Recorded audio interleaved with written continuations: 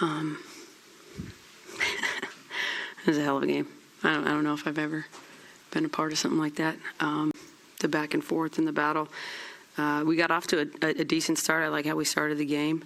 Obviously, I thought they got away from us a little bit in the third and fourth quarter. And then obviously just big shot after big shot. From both sides, really. So I was just executing down the stretch, being locked into what we needed to do, and really just sticking together in a really, really tough environment with no give up. All right, raise your hand. We'll move the microphone around the room. Let's start over there. Yeah, Coach, just talk to me about the clutch shooting of Raquana Williams late in the game. Hit, I think 3 or 4 hit threes late, and then also Jackie's final shot. Yeah, I mean, you could kind of go down. Bay hit a big one, then Asia hit a big one, and Jackie hit a big one.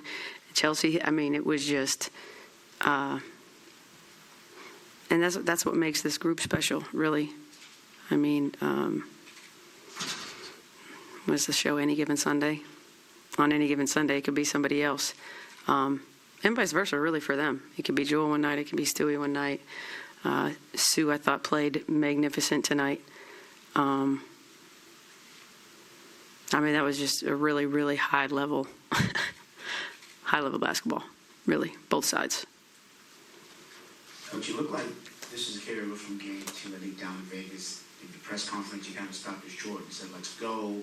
And I'm asserting that you all came in here with the warrior mentality and the togetherness and the acronym you told us. Is this what the carryover about this, about determination? Yeah, I mean, the trust down the stretch, because in every competition, it doesn't matter what sport, there's going to be a breaking point where you only have 2 choices. You're either going to fall apart or you're going to come together. And at the end of the day, like, I look down at the stat sheet, 26 assists. Like, that's probably what I'm happiest about, because it means the ball was playing. It means they were moving it. They were trusting each other, playing the right way. And here's, for us, and I know they're going to go back and look at the film, and they're going to make their adjustments, and they're going to say we could have done this better, and we're going to do the same thing. And I coming into this, I thought there was, mentality-wise,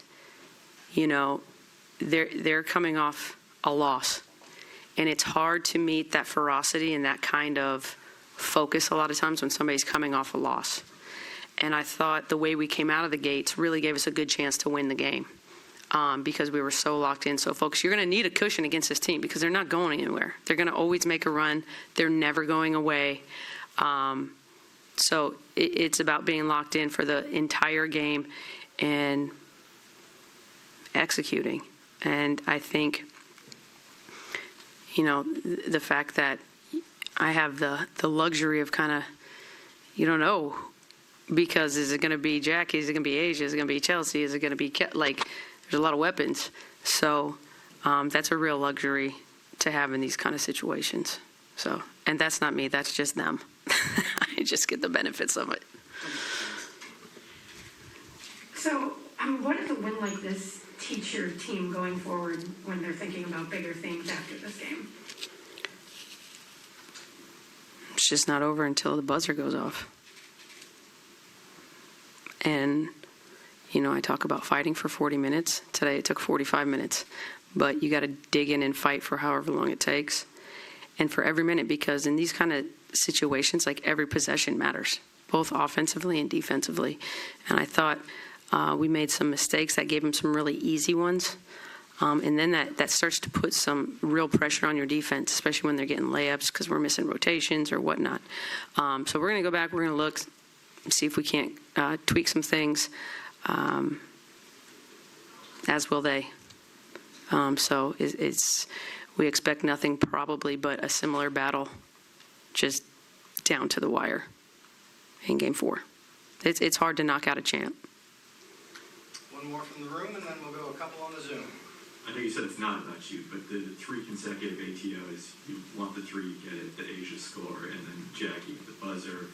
Is there pride in seeing your players execute those plays the way you kind of drew them up? Oh, yeah. I mean, that's growth. When I've said this, the whole year. I have a luxury of being able to draw something and stuff they've never seen before, and they can go out and do it. That's a skill set. And a luxury because I can kind of read what they're doing defensively and then draw the play accordingly. And for them to just go out and execute it is a tribute to their focus, their lock-in factor, and their will to win. Their will to win. And then, obviously, Chelsea's special in certain situations. I mean, and what a luxury. You can just give her the ball and she's gonna make something happen. With her passing, 12 assists, 1 turnover is to go along with 20. I mean, it's just an incredible performance. We had her, Kia, on the glass for us. That's a huge deal for us to win the glass. Andy? Hey, Becky, I know you just touched on it a little bit there, but Chelsea Gray seems like she's hit just another level of these playoffs. What have you seen from her both as a player and as a leader on this team these last couple weeks? Chelsea Gray being Chelsea Gray. This girl has been hitting big shots for her entire career. I don't know if there's with clutch performances, you got to put her in the conversation with every great basketball player. Male, female, doesn't matter. Let's take one more from Michael Lopel. Michael? Hey, I'm sorry. I'm Becky. I'm on Zoom. Oh, yeah, there you are. Okay.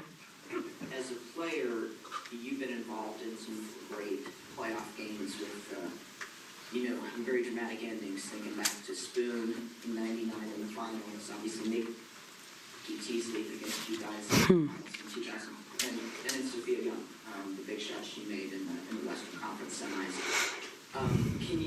You said earlier that there are a few games you can think of like this. Was this also just the fact that there were so many great plays at the end, and how do you think this game might rate with ones you've been involved in? I mean, obviously this is the biggest game from the sidelines for me, but I can't think of a back and forth between two heavyweights like this game. I mean, it was just big shot after big shot after big shot. So that you got two players too that are in their prime of their career, MVP candidates, just going at it. I mean, you really can't draw it up any better from a spectator viewpoint. But the I don't. Why don't you ask them? Here they are. I am passing the mic because you guys drop the mic. I pass the mic. That was about as big as it gets, though, Michael.